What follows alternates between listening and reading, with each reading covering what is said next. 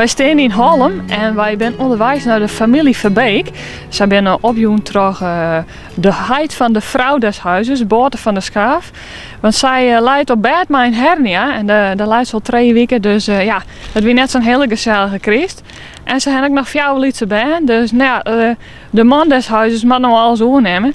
Dus hij zei van, die verdien je wel een mooi pakketje. Dus ik heb er weer in mijn naam van echte bakker Eddie de Jong, dus Dokkum en de Westerheen. En ja, nou is het hoopje dat ze thuis zijn. Volgens mij de machine, ja, dat laait al niet. Wie zullen even ombellen? Is er een bel? Ik klap even gewoon.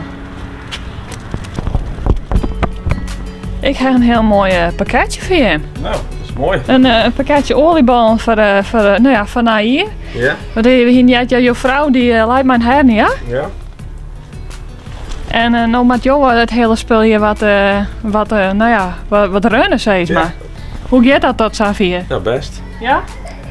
Ja, iemand die had jou opjoen, of je hem met journaal eigenlijk, voor dit mooie pakket. Heb je enig idee wat het wezen kan? Nee, geen idee. De height van jouw vrouw. Nou, dat is mooi. Ja. Komt wel van pa? Ja, dat komt wel uit.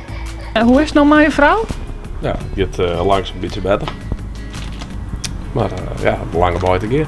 En wat is de verwachting wanneer dat het werkt? Geen idee. Het is een hernia, dus ja. het zal zien hoe lang het wordt. Ja. Ja. Ja, nou dan hoop ik toch dat dit pakketje in ieder geval even een steuntje in de rug is. Ja, nou, dat is mooi, hartstikke mooi. Verrassend dichtbij.